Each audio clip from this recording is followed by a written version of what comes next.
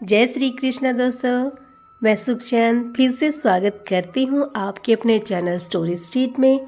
आज हमारा गीता अध्ययन का 29वां दिन है, तो शुरुआत करते हैं आज के अपने अध्ययन की।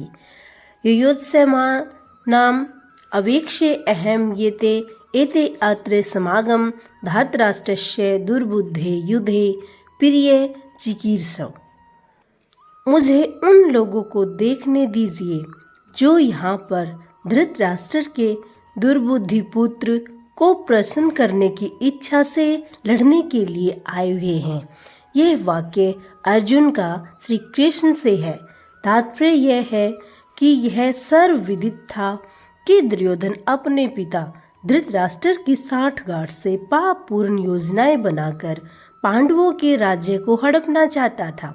अतः जिन समस्त लोगों ने दुर्योधन का पक्ष ग्रहण किया था वे उसी के समान धर्मा रहे होंगे। अर्जुन युद्ध प्रारंभ होने से पूर्व यह तो जान ही लेना चाहता था कि कौन कौन से लोग आए हुए हैं, किंतु उनके समक्ष समझौता का प्रस्ताव रखने की उसकी कोई योजना नहीं थी। यह भी तथ्य था कि वह उनकी शक्ति का, जिसका उसे सामना करना था, अनुमान लगाने की दृष्टि से उन्हें देखना चाह रहा था। यद्यपि उसे अपनी विजय का विश्वास था, क्योंकि कृष्ण उनकी बगल में विराजमान थे। श्लोक 24वां। संजय उवाच एवं उक्तो हर्षिकेश गुडाकेशन भारत सैन्य उभ्यो मध्य स्थायित्वा रथ उत्तम। संजय ने कहा, हे भारतवंशी, अर्जुन द्वारा इस प्रकार संबोधित किए जाने पर भगवान कृष्ण ने दोनों दलों के बीच में उस उत्तम रथ को लाकर खड़ा कर दिया। तात्पर्य है कि इस श्लोक में अर्जुन को गुडाकेश कहा गया है। गुडाकेश का अर्थ है नींद, और जो नींद को जीत लेता है वह गुडाकेश है। नींद का अर्थ अज्ञान भी है। अतः अर्जुन ने कृष्ण की मित्रता के कारण नींद तथा अज्ञान दोनों पर विजय प्राप्त की थी। कृष्ण के भक्त के रूप में वह कृष्ण को क्षण भर भी नहीं भुला पाया, क्योंकि भक्त का स्वभाव ही ऐसा होता है। यहाँ तक कि चलते अथवा सोते हुए भी कृष्ण के नाम, रूप, गुणों तथा लीलाओं के चिंतन में भक्त कभी मुक्त नहीं रह सकता। अतः कृष्ण का भक्त उनका निरंतर चिंतन करते हुए नींद तथा अज्ञान दोनों को जीत सकता है।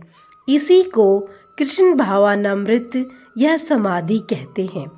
प्रत्येक जीव की इंद्रियों तथा मन के निर्देशक अर्थात ऋषिकेश के रूप में कृष्ण अर्जुन के मंतव्य को समझ गए कि वह क्यों सेनाओं के मध्य में रथ को खड़ा करवाना चाहता है। अतः उन्होंने वैसा ही किया और फिर वे इस प्रकार बोले। श्लोक 25वां।